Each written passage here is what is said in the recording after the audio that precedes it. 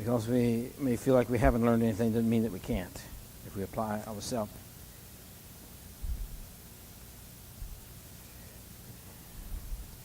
All right, the 11th chapter of Hebrews.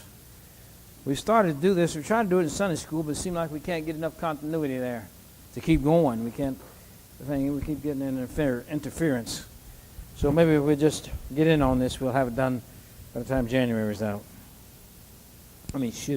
December. All right, several things that we were dealing with, and we didn't really get into it altogether into any because we had to skip up somewhere for the elections. We took a little time out to deal with the difference between the liberals and the conservatives, and the elephant and the donkey, and the immorality and the morality of the issues, and as far as whatever we can obtain politically under the conditions, it seemed like we got a pretty good result. We know that that's not going to take care of everything, and the ones that were elected were not angels. But at the same time, it throwed the brakes on some of this looseness, and we're glad for that. It shook the president up, shook him up, and he says, when they said something about prayer in schools, he said, well, he considered it and made the Democrats mad. So we're not campaigning for prayer in the schools. We just don't want them not to forbid it. That's where the part come in. It's on the people can pray in school if they want to, but the thought is they forbid them to do what they were already doing, which was free will. We believe that it should be a free will. People should be able to pray if they want to in the school, so as the same as they can in any other institutions of the nation. I'm going to tell you, them teachers better be praying in there, because they don't know when they're going to bring a pistol in there and shoot one of them. It's been done. So, all right. But so anyhow, we thank the Lord for that much turnout. But we got to stay on it. We got to stay on it. We got to stay on it. We don't forget. Stay registered. Make your impact at the ballot box. That's about the best we can do now. Much to yet that has gone wrong.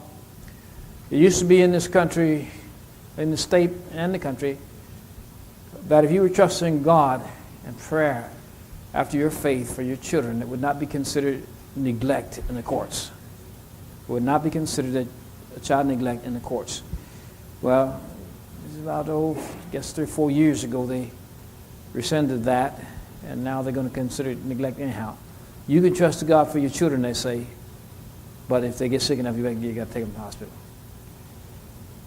And they got means to try to enforce it if they can. And they have a better grip on some. I think Brother Robin attended one of those classes when they were dealing with that. Also, there have been some groups around that's trying to, now it's not illegal to spank your children in schools now, but it's not recommended because of the litigation that quite often is involved with some of these parents that are children themselves in their mind. Some of those parents are no better than children in their mind. Seem like no more developmental progress, or seem like that they're just as needy as the child themselves, and that's why we have a lot of trouble with other children, because the parents don't seem like they have much sense. And so that's moves afoot, and I hope that's slowed down too. I think that the corporal punishment needs to be reinforced and not weakened. I don't know, people are looking mighty longingly at Singapore. I'm not for the way they do it in Singapore. I'm not for knocking the hide off, but they used to talk that way. Parents tell them, beat your hide off, boy. Well, thank God. I don't know whether they need to get a great big long board, but I think that paddle they used to use, 5 cracks, it helps. When they go to jail, they can raise it up a little bit. All right. Can they learn obedience through the things which they suffered is a Bible principle. And I would like to see some more learning obedience. And they keep saying, I hate you. Little children tell their parents, I hate you. Oh, you do? Come here. Give a couple of licks. You love me? No, come here. A couple more licks. You still hate me? Yes. Not so much, though. Come on over and get a few more. They learn to love the parents when the parents hold judgment on them.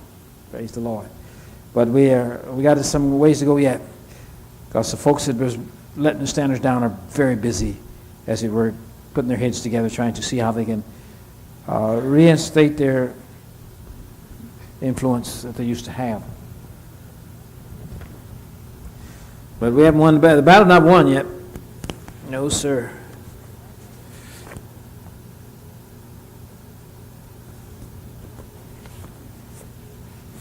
So let's don't fall asleep.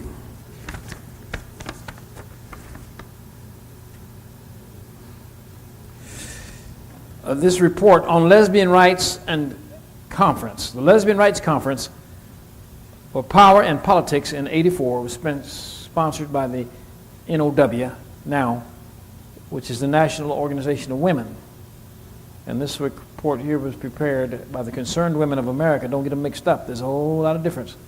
NOW is not standing for truth. They're standing for immorality, things of that nature. Women. One of the strategies, move swiftly and quietly.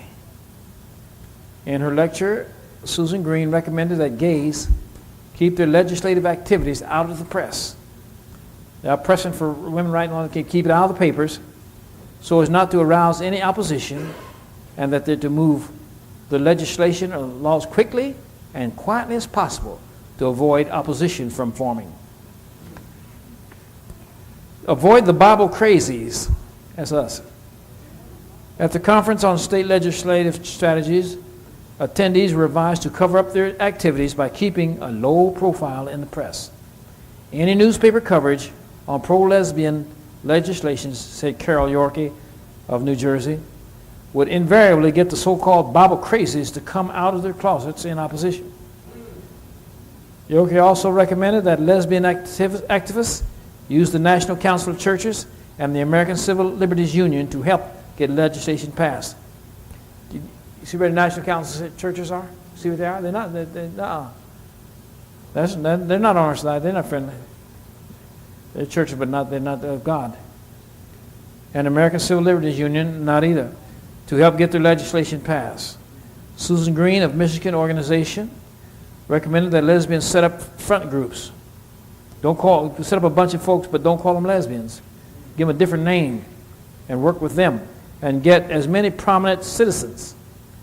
By putting up a group and calling it by some other name, get your mayors and your governors and other people to join in and help you. It gives a legitimate face to support them. Apparently, Green has been able to get the support of the Episcopalian Bishop, H. Coleman McGee, to lend respectability to her pro-lesbian organization. In Michigan, her strategy is to work for protection of gays in areas of education, public facilities, housing, and employees. All right. Well, so they're not only just satisfied in getting protection, but they also want the right to all the jobs that anybody else can get. Even the churches, if they advertise for help, then they'll have to hire a lesbian or gay if they come. In other words, if we need a secretary, we can't advertise for one, because we have to advertise. They want to get the law that you have to take whoever comes, regardless of their sexual orientation. So we want somebody to do our typing. You'll have to find somebody quietly within the organization, or find somebody by asking around. You can't advertise a job. They want that down just that way. So that if they advertise for a church secretary, then you have to take a lesbian. You can't ask them what their problems are. So we're not through yet. They're still working. They're a little bit hindered with the president backing off a little bit, and some of the other folks that were passing it gone.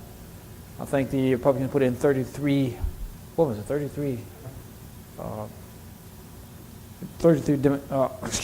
liberals were excluded. And they said none of the those that were abortionists, not one abortionist won the election, and not one anti-abortionist was kicked out.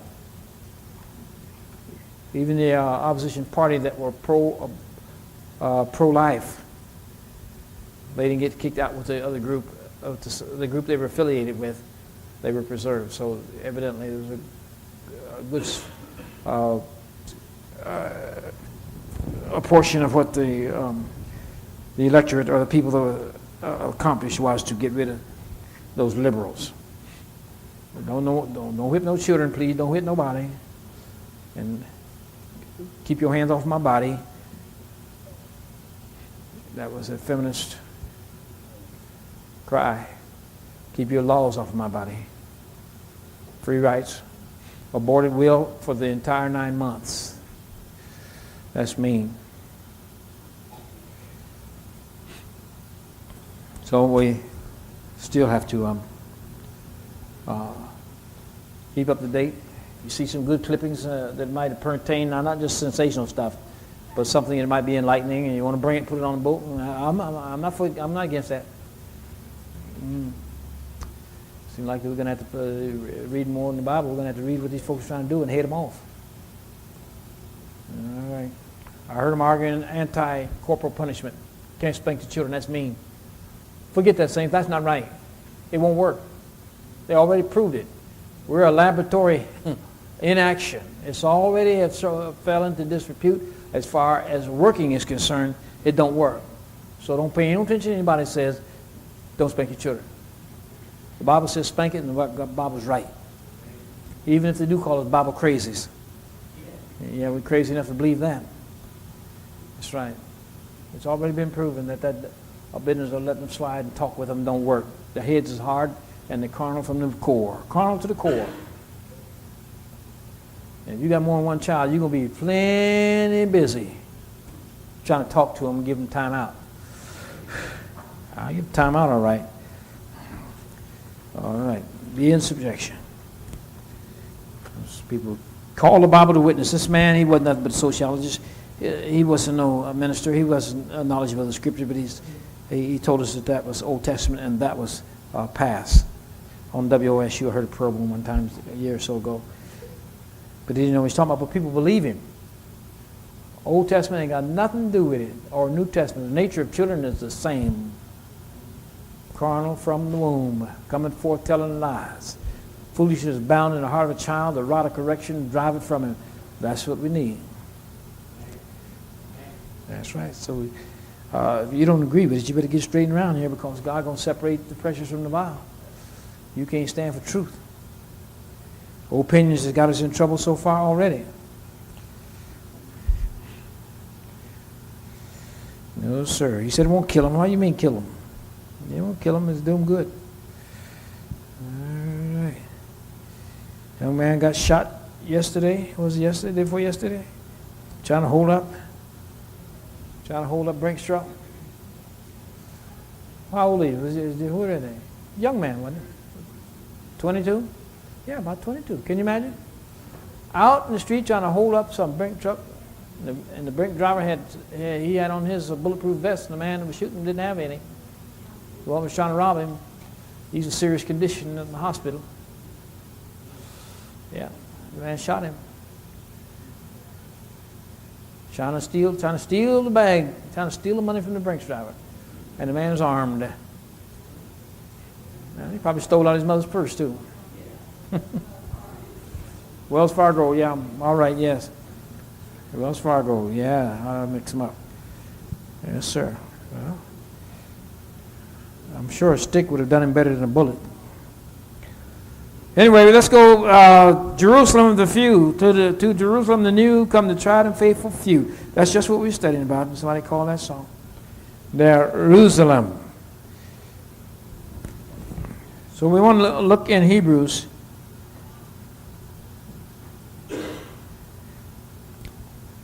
And pick up the thought concerning the city.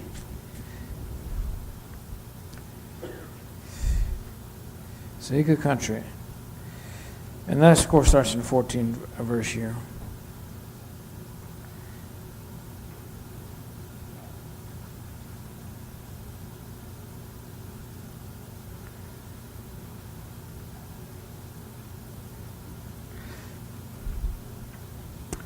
All right, you all have been studying it. Now we're talking the city And then also we want to cover the foundation, I guess before the city. And that's in the 10th verse.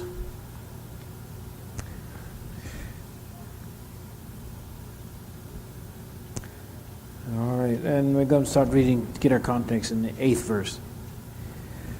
By faith Abraham, when he was called to go out into a place which he should after receive for an inheritance, obeyed. And he went out, not knowing whither he went. Now we find the story of this where at? Where do we find the story of Abraham leaving home? All right, who went with him? Lot. And who else was with him over there eventually? Heirs of the same promise. It tells us right here in this thing here, if you look at it.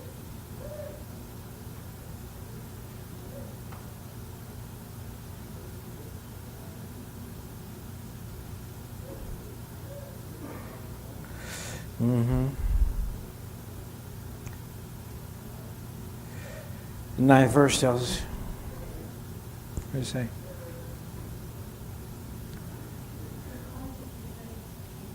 Pardon? Isaac and Jacob? He was over there with him. They didn't go out with him.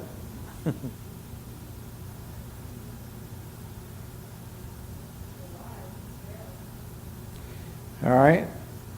And Isaac, Jacob, grandchildren, a child, his son and his grandson, his wife and his nephew. By faith, Abraham, when he was called to go out into a place, someone find that for us over in the, to make it a little livelier. Someone find that over in Genesis. Where? Okay. Okay, read it. Yes. Where are you reading? Tell them where you're reading. Yeah, tell them. Just call out. Genesis chapter 12. 12 what? Verse 1. All right, Genesis 12 and 1. Let's look at it so we can remember this. 12 and 1. Put your finger on a track or something in this Hebrews and go over to Genesis and let's read and get it together, because it's a marvelous thing that God had already planned. And the places where the city was Moses and other many years later, more than 400 years, they wound up there. After going down to Egypt, they started out there with Abraham, Isaac, and Jacob. And Jacob was down there in the Promised Land or in the Canaan land. And there came a, what? Why'd they leave? There's a famine. You remember? And Joseph was the steward over there in Egypt. Remember Joseph was sold down there and they had to leave where Abraham came and go back. And they went to Egypt because there was corn down there. And they stayed down there for 400 years. And then they came back to where Abraham had already come. All right, go ahead, Brother Bruce. Now the Lord had said unto Abram, Get thee out of thy country, and from thy kindred, and from thy father's house, unto a land that I will show thee. And I will make of thee a great nation, and I will bless thee, and make thy name great. And thou shalt be a blessing. And I will bless them that bless thee, and curse him that curseth thee. And in thee shall all families of the earth be blessed. So Abram departed, as the Lord had spoken unto him, and Lot went with him. And Abram was 75 years old when he departed out of Haran. And Abram took Sarai his wife, and Lot his brother's son, and all their substance that they had gathered, and the souls that they had gotten in Haran. And they went forth to go into the land of Canaan, and into the land of Canaan they came. Yeah. Poetic. They went to go, and here they come. All right, now, they left Haran and went over not knowing where they were going, but they were led of God. They came into the Canaan land. And then we find, many years later, that his offspring were trying to get back into Canaan land. They crossed the desert, Red Sea, and then were supposed to cross the Jordan. They were scared to go over. But God had promised that land to Abraham, Isaac, and Jacob, and they had been down there and sojourned down there. And Jacob took his 12 sons because of the intensity of the famine away from the promised land over to Egypt. And since Joseph was over there, they stayed over there. And that's where the nation was born. The patriarchs left the Canaan. They left where Abraham had taken them. And Abraham visited some of the places the historical places that would become historical. That weren't historical at the time. But the place where he sacrificed, was about to sacrifice Isaac rather. Jacob and Isaac. They had visited there, all right.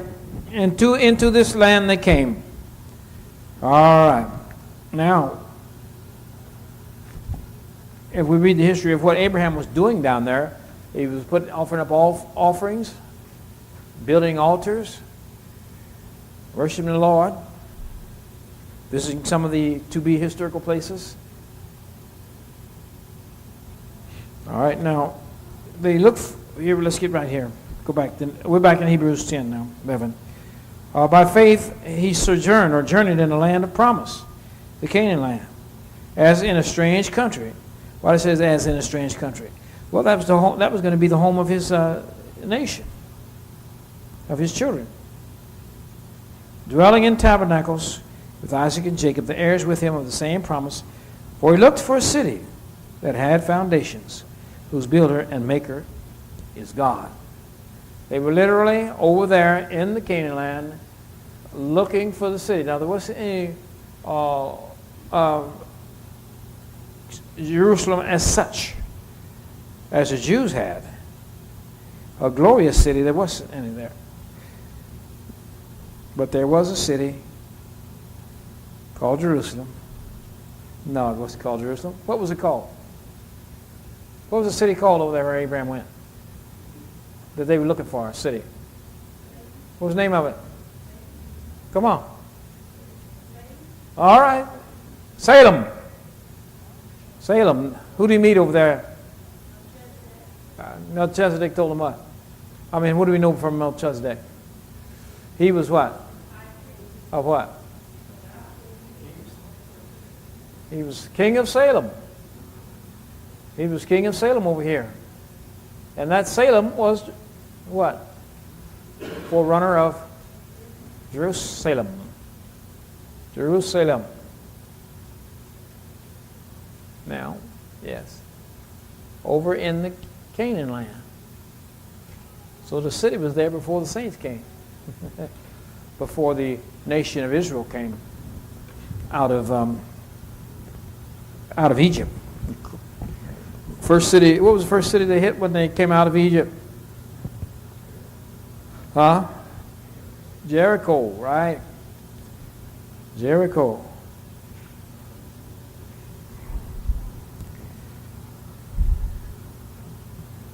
They looked for a city which had foundations, whose builder and maker is God. Now, if it had foundations, now we know we're talking about the literal city, not necessarily the spiritual city, but yet we are, because the foundation of the spiritual city is laid in the natural city. Because the natural city was a type and a shadow of the capital of the people of God, which is Jerusalem, the New Jerusalem. They come down from God out of heaven. But the foundations was in the earth,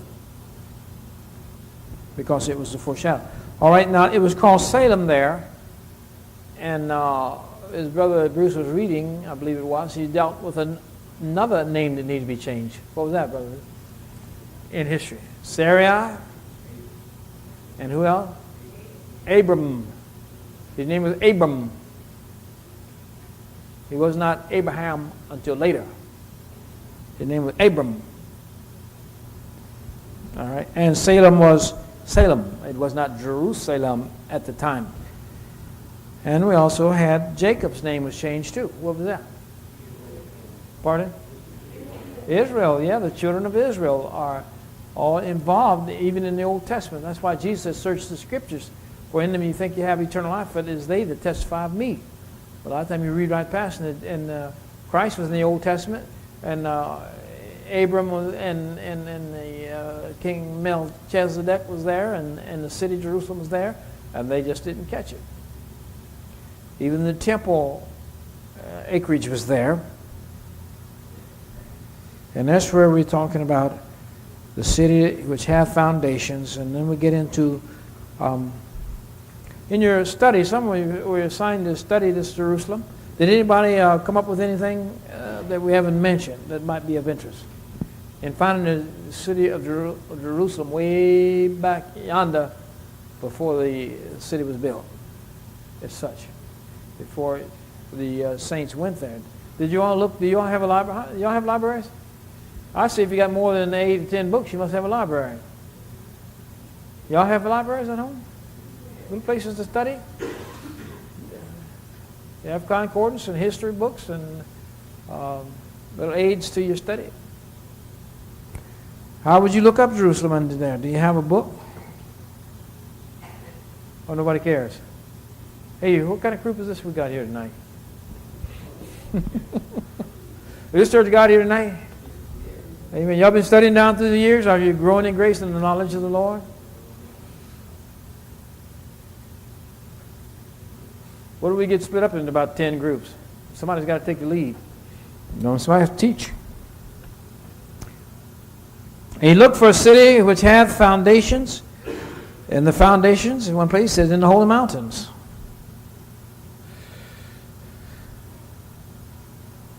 The holy mountains, there's 7 mountains wherein the city of Jerusalem was built.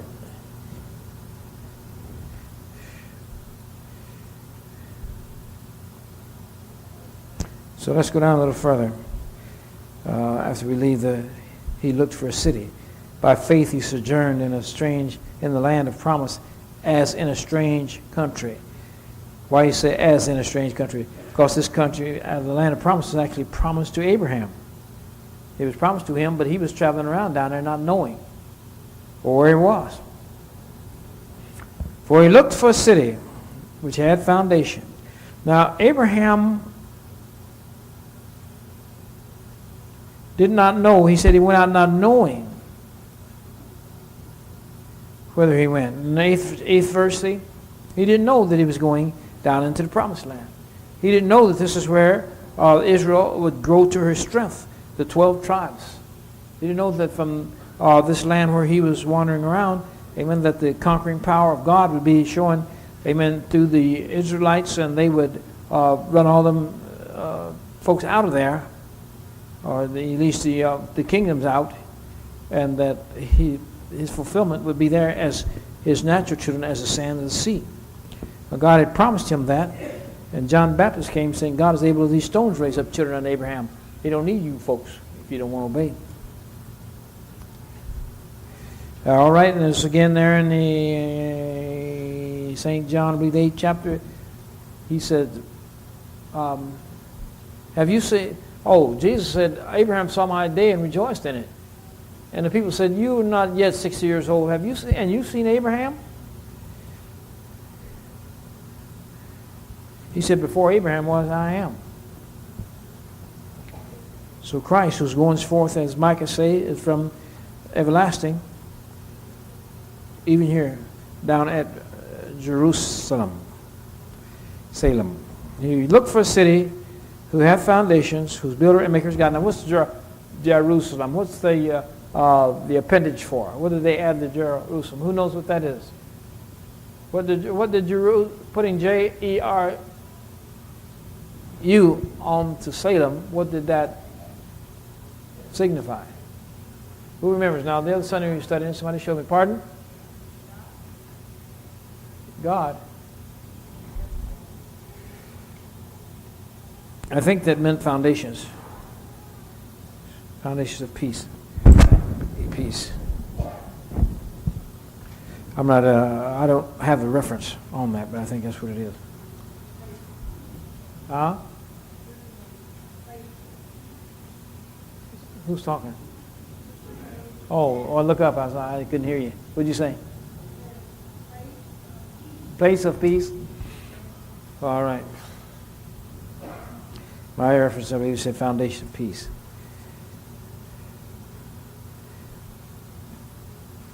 Salem is a takeoff from the word they use, shalom.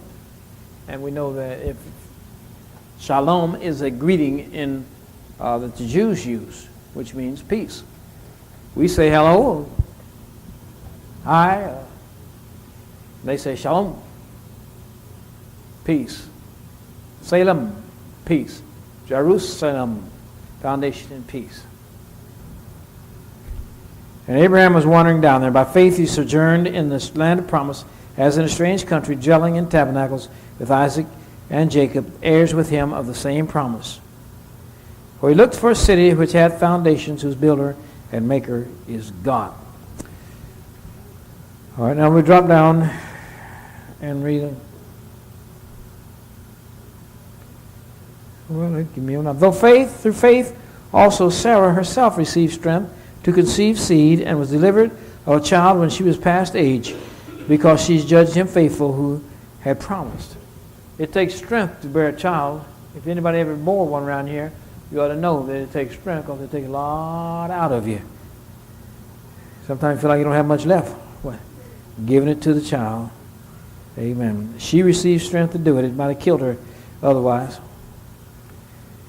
How old was she anyway? 90s? That's pretty old. Nobody in here that old yet. To conceive seed, and was delivered of a child when she was past age, way past. Well, it was twice the distance, because she judged him faithful who had promised. Therefore sprang there even of one of him, and him as good as dead. That was Abraham. As far as this is concerned, he's almost dead. So many as the stars of the sky, in multitude as the sand which is by the sea, short and innumerable. And so the children say many sons had father Abraham. These all died in the faith, not having received the promises, but having seen them afar off, were persuaded of them and embraced them. They believed it and confessed that they were strangers and pilgrims on the earth.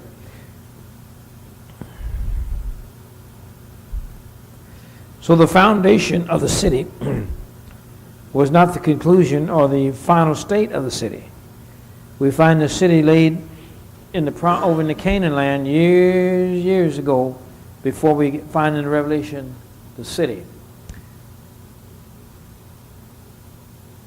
In Revelation, it was come down from God out of heaven, and Christ said the kingdom shall be delivered up to the Father. The New Jerusalem shall ascend back with its membership at that last day. So they feel like they're going up with the city. That's resurrection.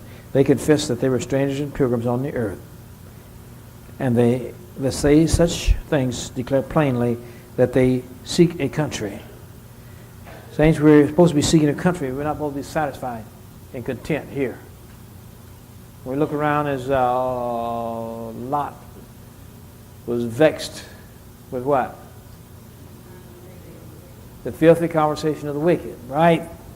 But Lot was vexed and saying, when we get to a place where we can co-mingle with the folk down here, where we can just have a great time, with folks down here, then there's something matter with us.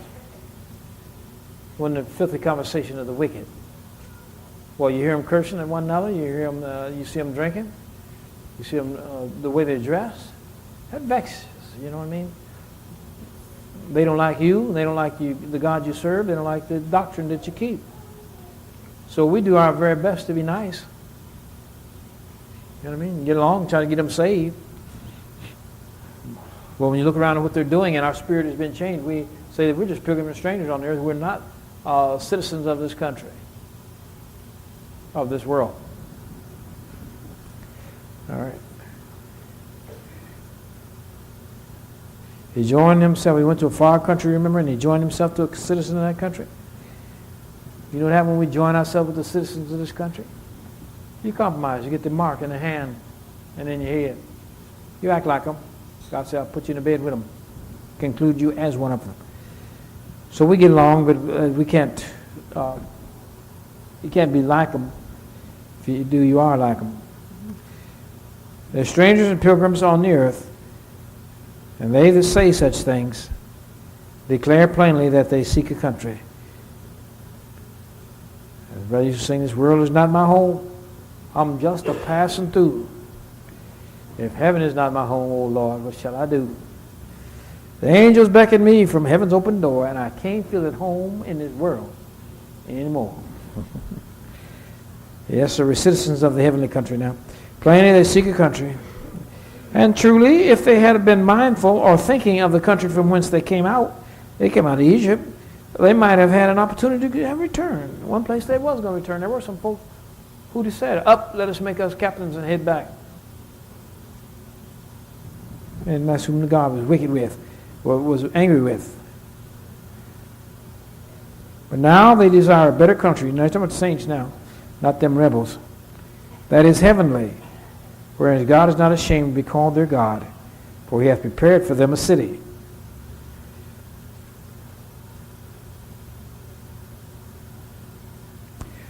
By faith Abraham, when he was tried, offered up Isaac, that he that had received the promises offered up his only begotten son.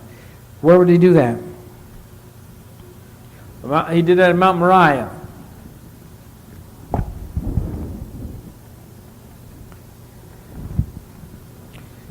And Mount Moriah was where? What do we know about Mount Moriah? Did you all study anything at all?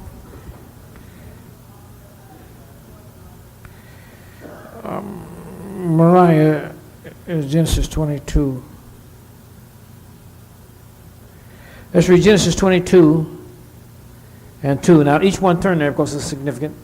Genesis 22, we're going to read it, but we're going to get this city and get its foundations in here.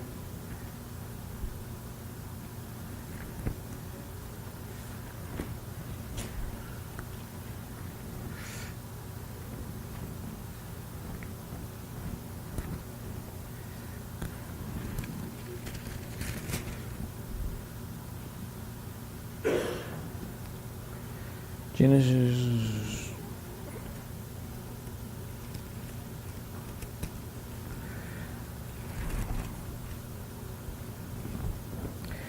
All right. And the Lord visited Sarah as he had said. Oh, well, that's where I want to go then. 22. And it came to pass after these things that God did tempt Abraham, or tried Abraham. Said unto him, Abraham, and he said, Behold, here I am.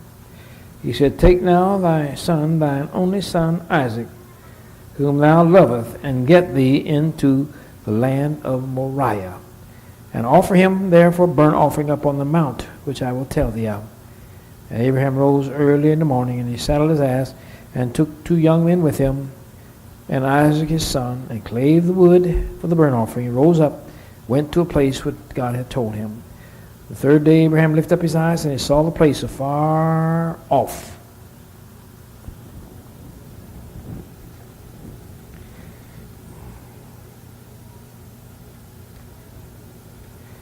Looking at hold your place, let's go 2 Chronicles. 2 Chronicles 3 and 1.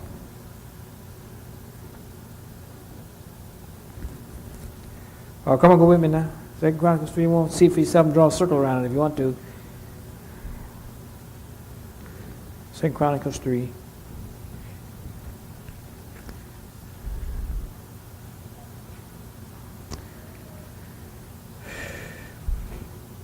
And mark that down because you may have to come back and find it in your review because we're going to try to get this together for part of our test. Then Solomon began to build the house of the Lord at Jerusalem in the Mount Moriah, where the Lord appeared unto David his father, in the place that David had prepared, in the threshing floor of Ornan the Jebusite. All right, now where was he building? Mount Moriah. All right, now this is the mountain that Abraham has saw for a long way off. He says here, in the land of Moriah, and offer him there. Get to the land of Moriah and offer him there for burnt offering.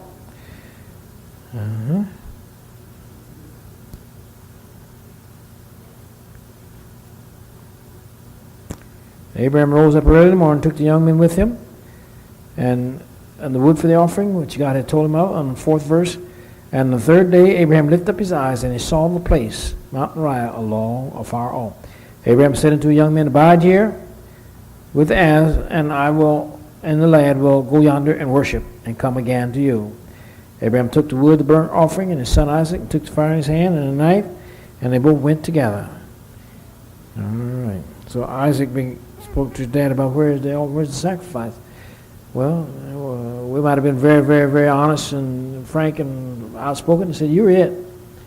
But it might not have worked too good. Said, the Lord going to prepare one. The Lord already had prepared one. All right, but they're going to prepare another one.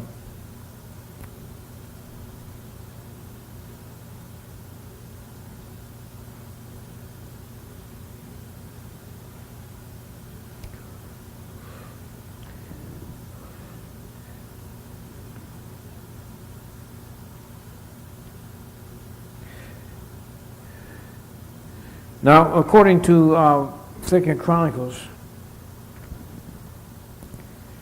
this Mount Moriah is where the Solomon built the temple. So why would the Lord tell him to go to Moriah, land of Moriah, to offer up Isaac? Well, you put it together. That's where the temple was, and that's where the sacrifices were supposed to be made. Jesus said when he was headed back to Jerusalem, his face as a flint toward Jerusalem, he said it's not right for the prophets to perish outside Jerusalem. In that sense, he was supposed to go to Jesus was going there to be sacrificed. And Solomon, it was a figure, Isaac was a figure of Christ. And Christ was sacrificed at Jerusalem, and so was, but before he was, here was in shadow was Isaac. Solomon began to build a house of the Lord at Jerusalem in the Mount Moriah, where the Lord appeared unto David his father, in the place that David prepared the threshing floor of Ornan the Jebusite. David bought this thing, and God would let him build it because he'd been a man of war. And so he said, your son Solomon is going to build it. So David prepared the material to build it before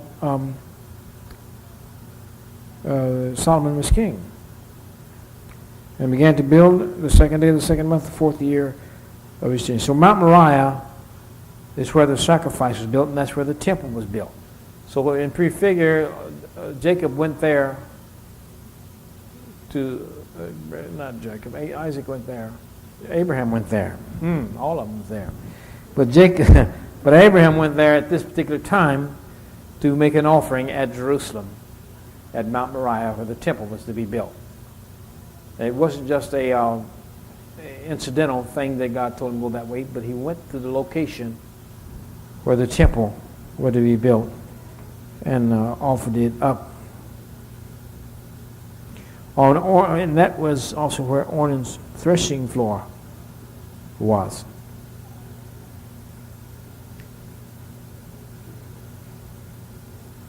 Ornan's threshing floor, 1 Chronicles, probably over here, 21:18. Let's go over to see what happened at Ornan's threshing floor. Because the floor of the temple was Ornan's threshing floor. And threshing has something to do with preaching.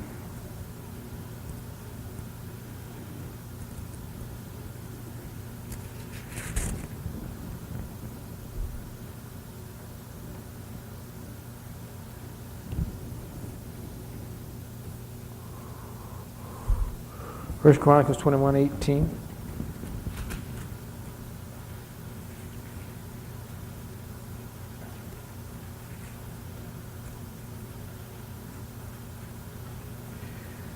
Then the angel of the Lord commanded Gad to say to David, that David should go up and set up an altar unto the Lord in the threshing floor of Ornan the Jebusite. So David had visited up here. And David went up at the sayings of Gad, which he spake in the name of the Lord. And Ornan turned back and saw the angel, and his 4 sons with him hid themselves. Now Ornan was threshing wheat. And as David came to Ornan, Ornan looked and saw David, and went out of the threshing floor, and bowed himself to David with his face to the ground. Then David said to Ornan, grant me the place of this threshing floor, that I may build an altar therein unto the Lord. Why would he want to build an altar there? Well, here we are. We're back where the temple's going to be built.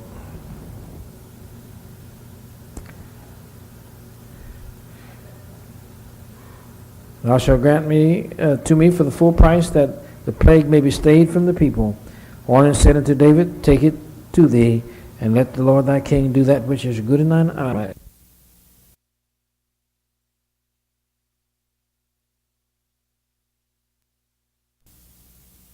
I give thee oxen also for the burnt offering, and the threshing instruments for wood, and the wheat and the meat offering, I give it all. And King David said to Ornan, nay, but I will verily buy it for the full price. For I will not take that which is thine for the Lord, nor offer burnt offerings without cost. So David gave to Ornan for the place 600 shekels of gold by weight. And David built there an altar unto the Lord, and offered burnt offerings and peace offerings, and called upon the Lord, and he answered him from heaven by fire upon the altar of burnt offerings. The Lord commanded the angel, and he put up his sword therein. God was satisfied. The plague was stopped, and the angel put away his sword. Sacrifice. At that time David saw that the Lord had answered him in the threshing floor of Ornan the Jebusite, then sacrificed there.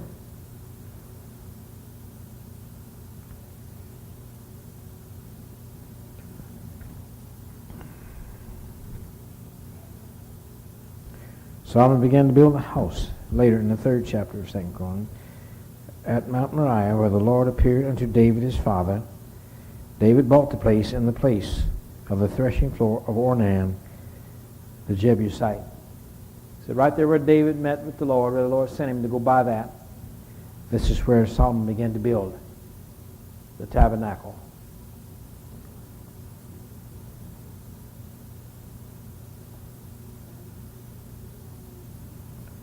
Now, some of these names are changed from time to time, so it might be a little difficult to get them located. Now, we had a man, Aruna. You remember Aruna? Did y'all run across Aruna? Aruna? We did. We ran across Aruna down in Cayman. There happens to be a minister down there by the name of Aruna. And the saints down there make a play on his name, especially the young saints. Aruna. But Aruna. Quiet type man, pleasant fella. But this one here, this Aruna here, we'll find Aruna. Anybody find that? 1 Chronicles 21:15.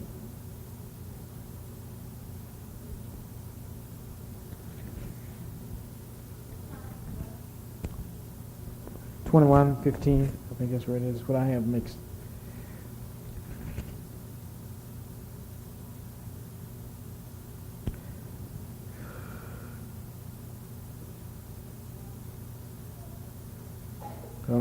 Aruna and Ornan. Let's see. The Lord sent a pestilence on Israel. There was fell of Israel 70,000. This is what the angel was doing with the sword out. And the Lord sent an angel to Jerusalem to destroy it. And as he was destroying, the Lord beheld, he repented of him of the evil, said to the angel that destroyed it, it is enough, stay now thine hand. And the angel of the Lord stood by the threshing floor of Ornan, the Jebusite. He's the one that sold the ground. All right, 2 Samuel 24:18. Let's go on up to 2 Samuel.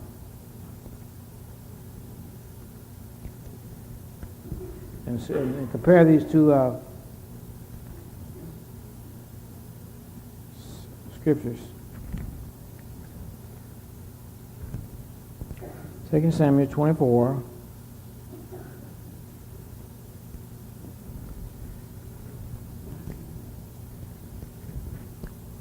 I would have thought maybe much enough to solve it. It's good for our information. It's like 24. And Gad came that day. Gad is the one that told David to go up there and buy it. And Gad came that day to David and said unto him, Go up and rear up an altar unto the Lord in the threshing floor of Araunah, the Jebusite. So Araunah and Ornan, we're dealing with the same site and the same occurrence at the threshing floor of Araunah, the Jebusite, and of course Ornan was a Jebusite. So, and David, according to this saying of Gad, went up as the Lord commanded. Now, can we correlate these two scriptures? 1 Chronicles 21:18, and hold it right. Where am I reading? Yeah.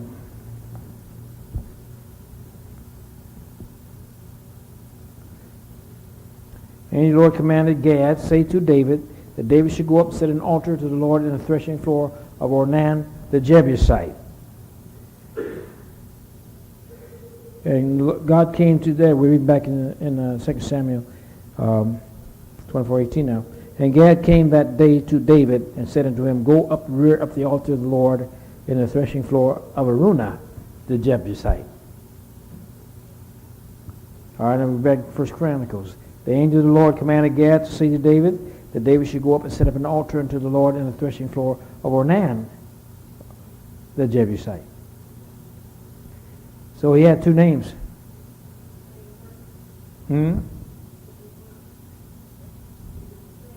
Same person, yes. Same person. We had another prominent person in the Exodus. I believe it was. He had two names. Who was it? He was kin to Moses.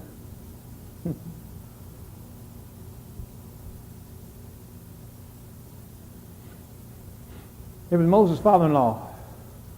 What was his two names? Jethro was what?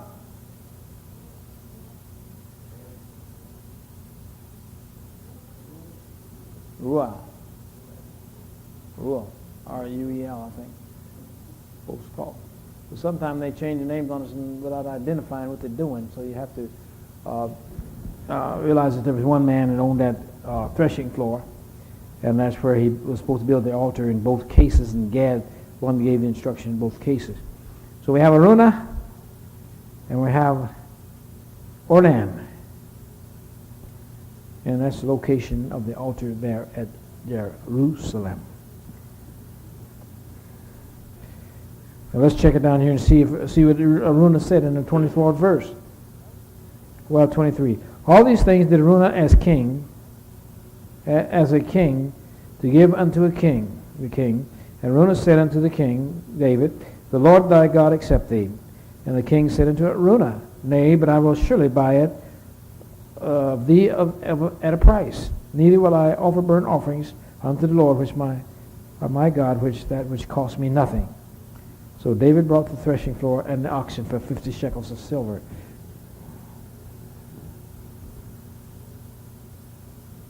He says 600 shekels by gold by weight.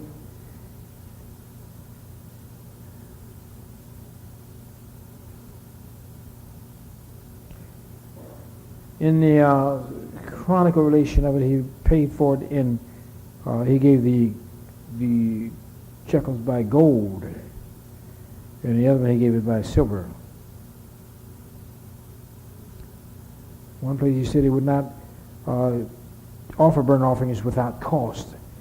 Here in Samuel he said that which cost me nothing.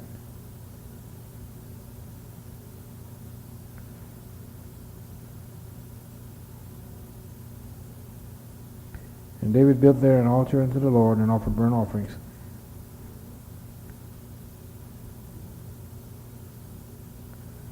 And Ornan the Jebusite, and he sacrificed there.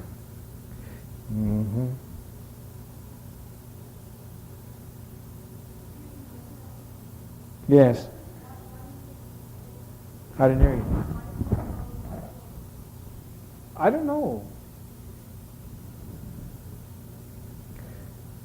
It's whether they gave the literal money or gave its worth. we got to find the equivalent. What is equivalent to 50 shekels of silver? How much gold? I don't know. How much is a shekel? See, I'm not familiar with those, the weights. A talent is a weight, but yes, a talent is more than a weight. A talent is also, I think, a coin. It's a worth. You can get 50 talents of gold worth in silver. I don't know. I don't know that. It's how much? $18? $88. I don't know, sister. You got me there. I don't know, because I can tell if they wanted to give it the American dollar, gold. A gold is selling for about $400, somewhere around there per ounce. It has been up to 700 in tough times. It gets up to almost twice that. But what a talent and what a silver, I don't know. There seems to be some kind of discrepancy there, but I don't know what it is.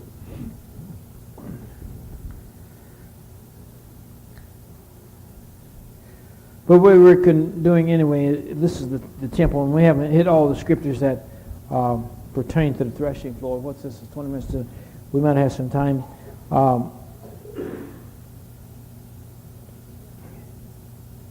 In Jeremiah 51, we can drop in the scriptures now if you want to. But we want to get the threshing floor, why the church would be built on the threshing floor. I mean, why would that what would that indicate symbolically that would make it worth going through the problem to get it over to the threshing floor? All right, and we said Jeremiah 51. It speaks something. It gives us an indication of what the threshing floor might be good for.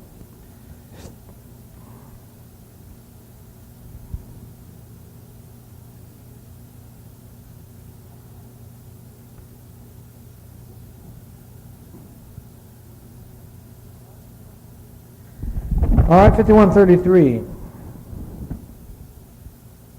Who's going to read it? Anybody?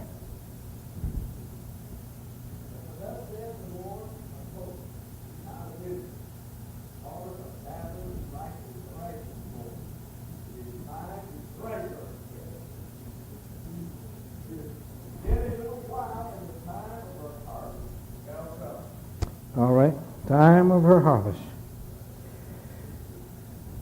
We'll harvest the grain by, how do you thresh anyhow? We were down on the orange threshing floor, and we had another threshing floor earlier. Who else was down there? You remember? Ruth and Boaz. She was at the threshing floor. They were down there threshing the wheat. And you hit it. You take the flail and whop it and throw it up in the air, and the chaff is blown away. God is a labor symbolically of redemption, a work of redemption. And when it's time to thresh Babylon, lay judgment to the rod, that's where to the line, that's where the flail comes in. The flail is that which you whap it with. And when you lay judgment to the line, lay judgment on Babylon so you can reap the saints that are there. You can reap the wheat. Souls come out of Babylon, out of the world. Down at Ordnance threshing floor. All right, Ordnance threshing floor, the Church of God is built on the threshing floor because there need to be some threshing there. All right, now in Matthew,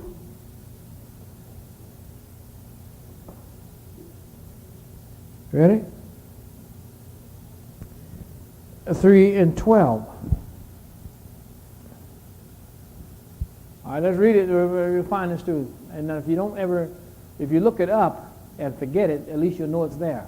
As I said, concordance is no good to anyone that's never read the Bible. Not much good because you don't know what to look for. If you're using it for reference, it makes poor reading just by itself. All right, what does it say when you get there? Wait a minute, go up a little. No, wait a minute. Get the contact now. You got to have the sense of it now. What's he talking about? Get up and find that.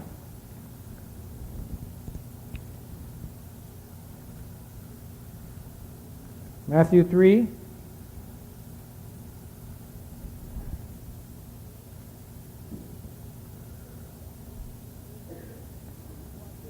Three 11. Come on. Well, 3 and 10.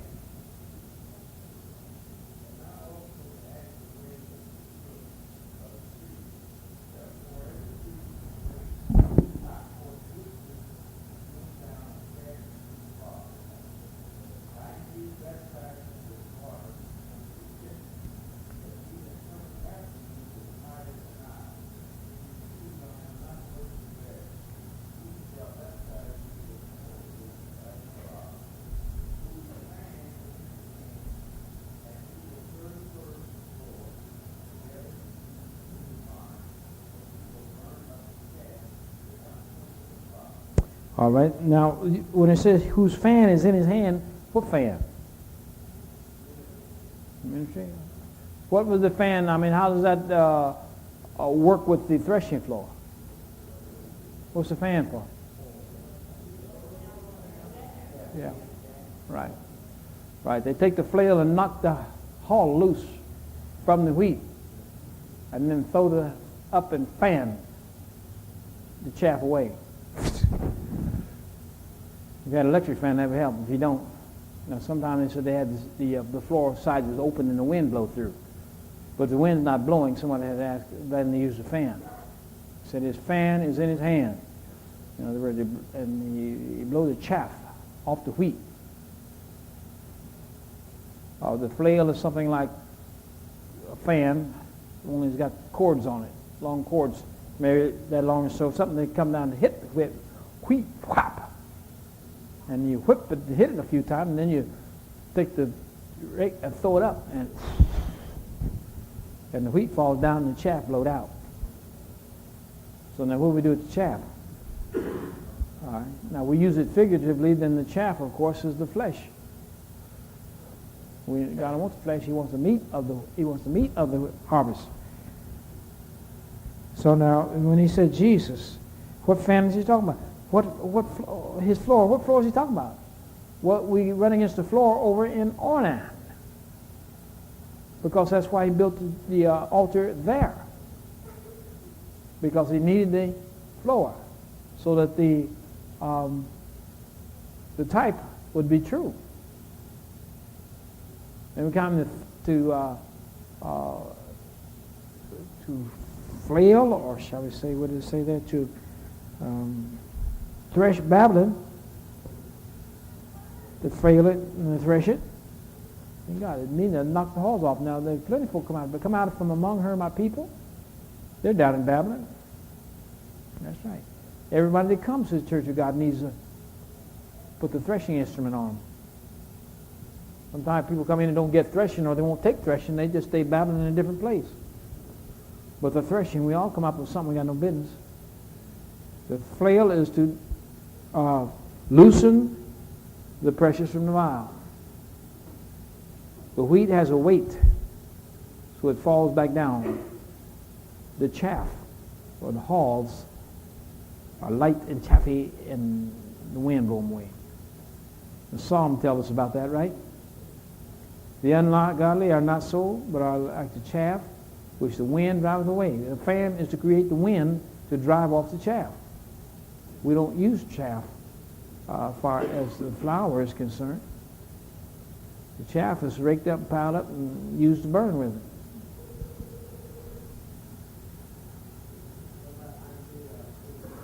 All right, we'll take another. Yeah, some contribution. All right, read it. What does it say? I can't hear you too well. Isaiah 41, I'm starting with 13. I, the Lord thy God, will hold thy right hand, saying unto thee, fear not, I will help thee. Fear not, I will Jacob. And ye said of Israel, I will help thee, saith the Lord, and I am Jesus, the Holy One of thee. Behold, I will make thee a new dark righteousness, having peace. Mm-hmm. I shall strike the mountains Mm-hmm. and small, and shall make the hills as chaff. Thou shalt plant them, and the wind shall carry them away. And the whirlwind shall scatter them. Thou shalt rejoice in the Lord, and shalt glory that's a good one. Where's it? Isaiah what?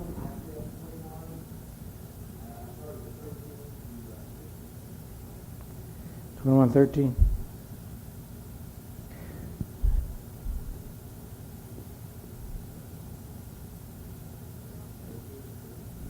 All right, a sharp threshing instrument.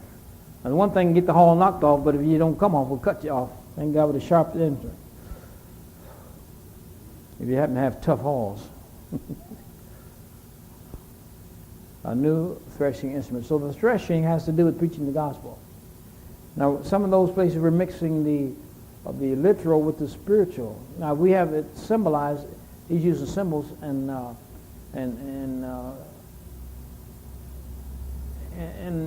figures of speech even there when he says he's going to thresh the mountains.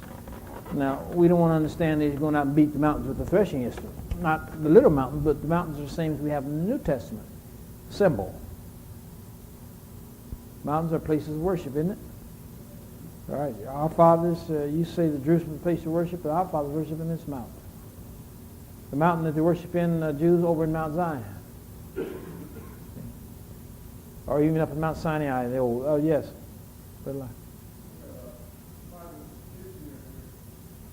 What's it saying?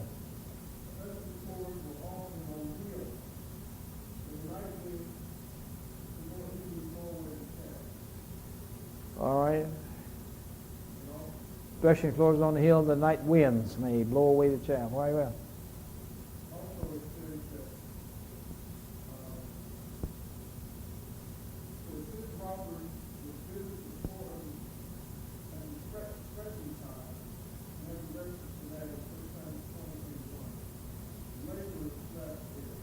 Mm-hmm. Yeah, yeah. It wasn't because he's so industrious and want to work on some overtime. Yeah. He would come and steal his stuff. Steal the... Yeah. He wasn't just doing overtime. And watching keep the thieves out. I think thieves more than robbers. The only thieves come and steal. The robbers, they're generally armed. One man against the robbers wouldn't be too much. You bonk old boy ass and take his stuff anyhow. I think people come and steal now. Of course, that's what they used to do, go out and steal corn. Man raise it, do all the work, and folk go out and steal a couple bushels of his corn and eat it. So when they've done all the work to heap up the grain, we don't want anybody to come stealing it. All right, so we have the fulfillment of the symbol here.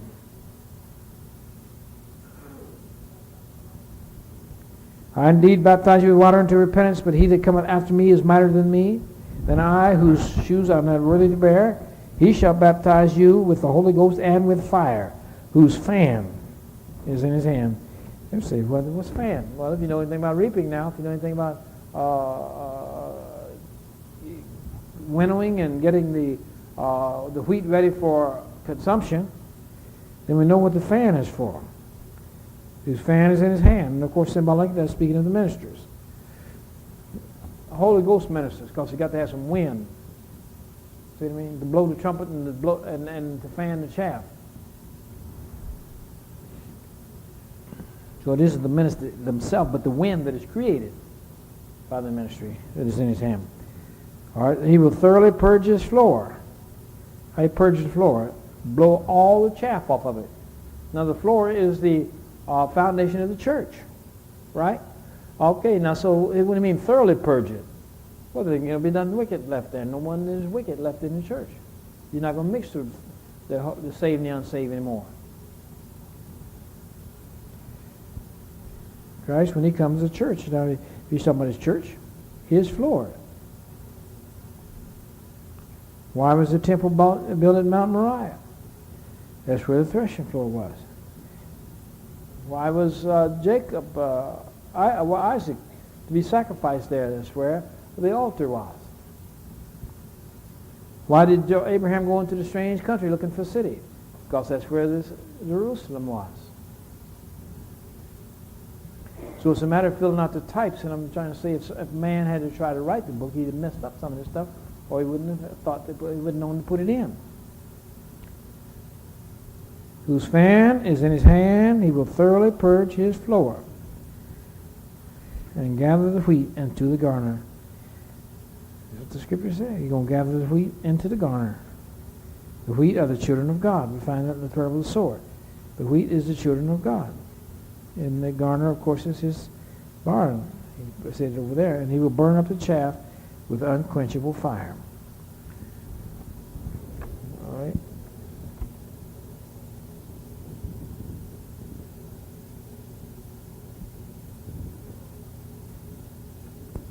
Yes. The barn? The garner? The barn? Usually the barn. Let me see if I can find it. And I think it may be in the 13th chapter of Matthew.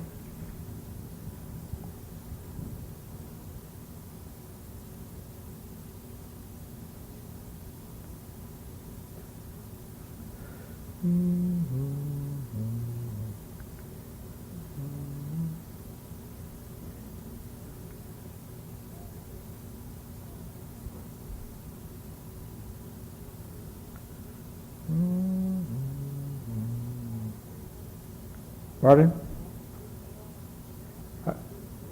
Where's that? Yeah, she wouldn't know what the garner is.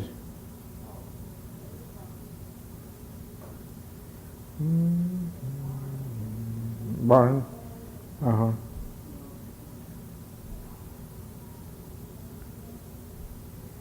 Now, where are you reading that?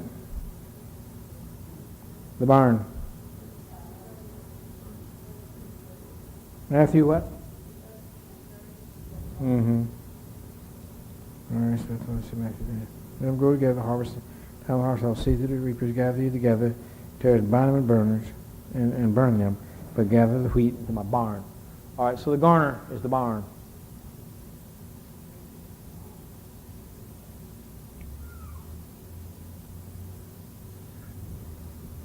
And the barn is the church. Or wherever God keeps his children. And the church, of course, could be located in heaven and earth. Eventually the garner will be in glory.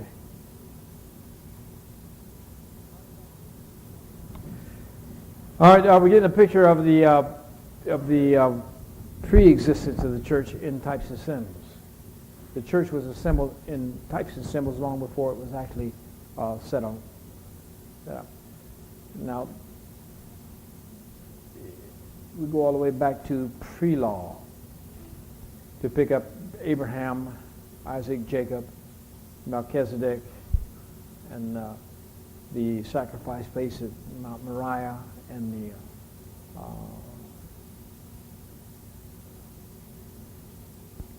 these other pre-types.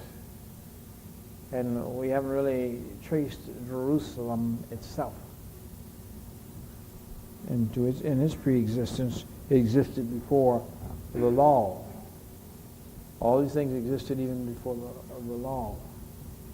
So when he said, look for a city that had foundations, Abraham was wandering around right over the holy places. And that the holy places that to be. And so he was. When them brothers said, have you seen Abraham? Well, Abraham walked around probably where they were walking.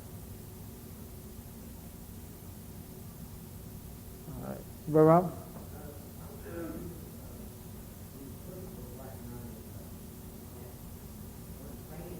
What did you say? Yeah. Yeah.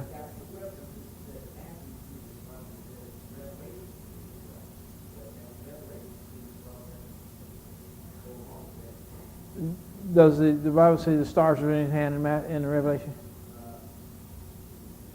It maybe say the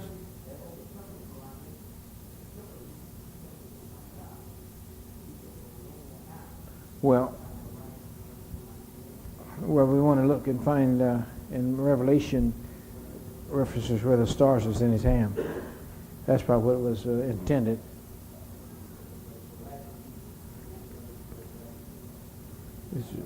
It's to go with the fan was in his hand.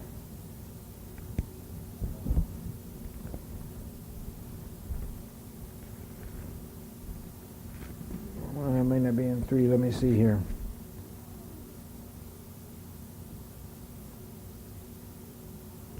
Yeah, that's 2 and 1. The angel of the church of Ephesus write these things, who saith he holds the 7 stars in his right hand, who walks in the midst of the 7 golden candlesticks. Yeah, you find a typo every now and then.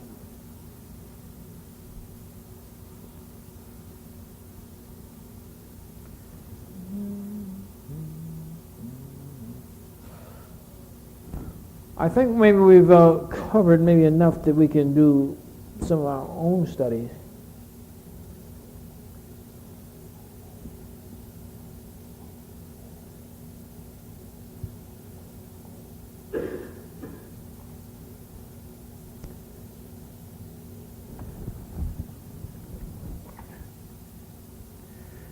And those that do have the Thompson chain, some of these places are laid out for you. Some of your study work's already done. Let me see here what I'm going to look for.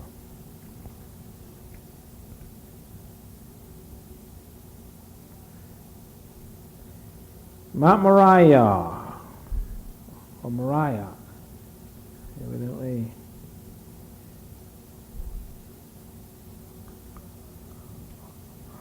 The mountains of Jerusalem. That's what I'm looking for.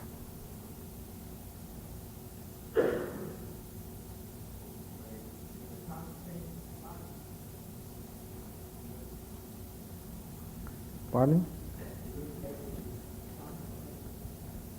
What do you say?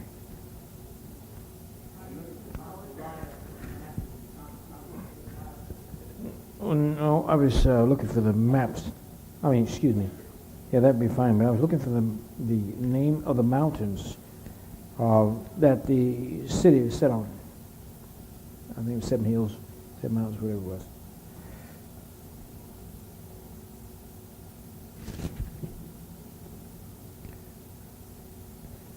I see them here, but I don't really have them all. Of Jerusalem. Mount Carmel, we know, was up there. Bethel, Ephraim, Gerizim, that's in Samaria. Gilboa, Gilead, Mount Hermon, Mount Hor, Mount Hor, and Rez, Lebanon, Moriah. It's in Jerusalem, where the temple was built and where it is supposed that Abraham offered up Isaac. Mount Moriah is in Jerusalem. Jerusalem, where the temple was built and where it is supposed Abraham offered up Isaac.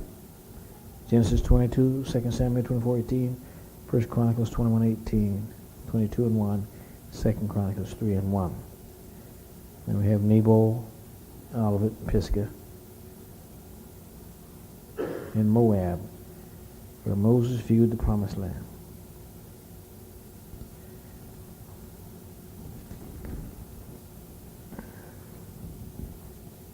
All right, well, we're past time. Anybody have the same thing while it's still fresh? Or is it fresh? Now we'll go through and ask some questions. Not tonight, though. Not tonight because it's too late. But maybe later on. The thought tonight is not to do a whole lot of memory work, though we ought to remember it enough that we can look it up again if we want it. Anybody have anything to say?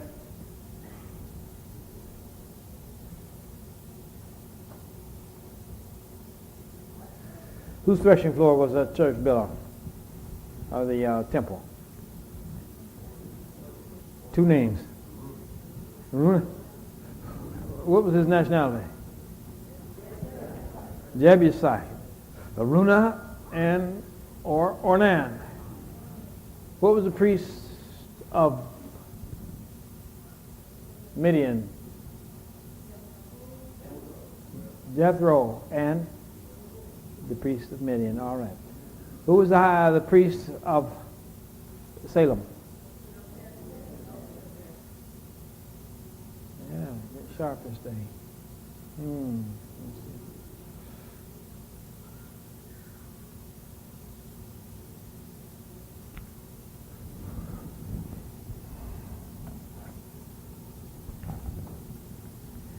And whose hand was the fan? Whose? Yeah, and he shall thoroughly purge his floor of the power of the Holy Ghost. He blew off the chaff. Second word of grace is to get rid of the chaff. The chaff makes us contentious and troublesome. All right, we have Sister Vonda's phone number at McDonald's house for those who want it copied down. I'm called the house. I want to talk with her. Let me give it to you.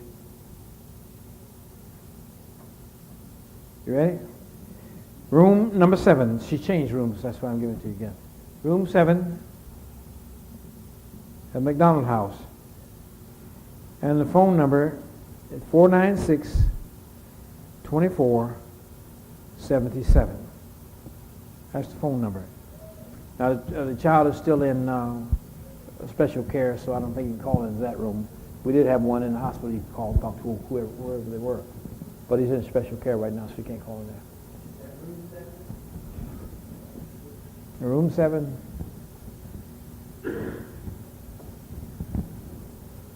Room 7. Phone number is 496-2477. Sister Jane?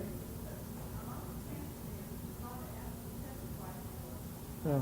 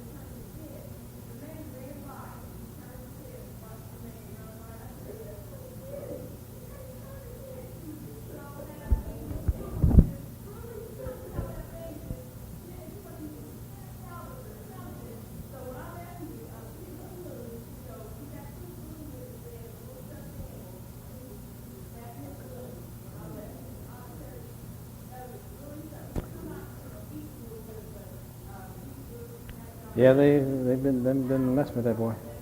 Poor things.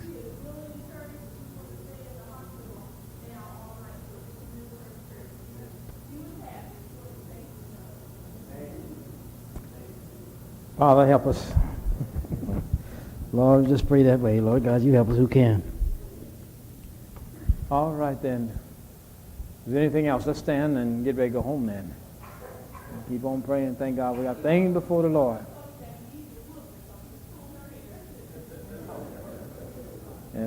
We forbear. We forbear for a while. We're forbearing one another in love. We'll get him later. All right, thank God. Is there anything else need to be said before we go? Freezer, you ready for freezer space? Well, we have it if you really get pushed when you get ready. When you want it. Oh, we didn't. You have it here?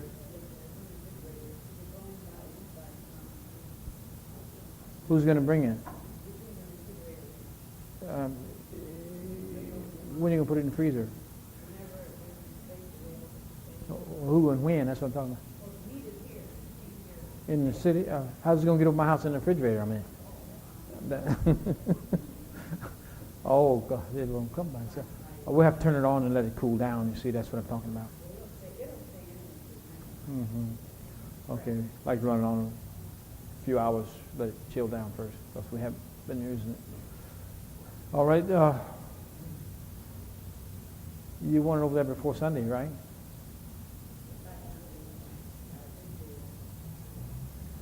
All right, well, let's see somebody get it and bring it over there. Was there anything else need to be said before we go? Sister Johnson?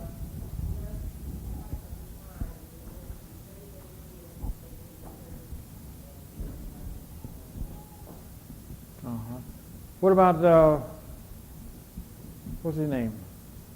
I haven't seen him for a while. Chris. Is he still among us? Anybody know? Who's heard from Chris? All right.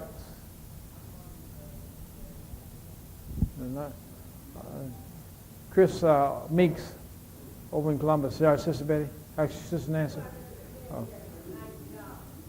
Uh-huh. Yeah, okay, we've been hearing, but sometime they work him on Sunday, I guess. All right, I hope he's getting in contact with somebody. I'm going to do like your brother said he won't go. Okay, well, let's see how the Lord works it out. Anything else? Then let us bow our heads. All right, James Barrett, would you please dismiss us, please, brother?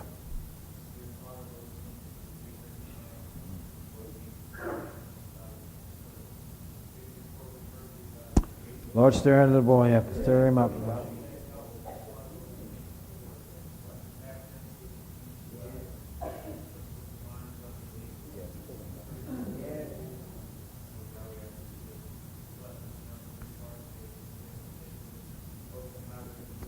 Lord, let us pray.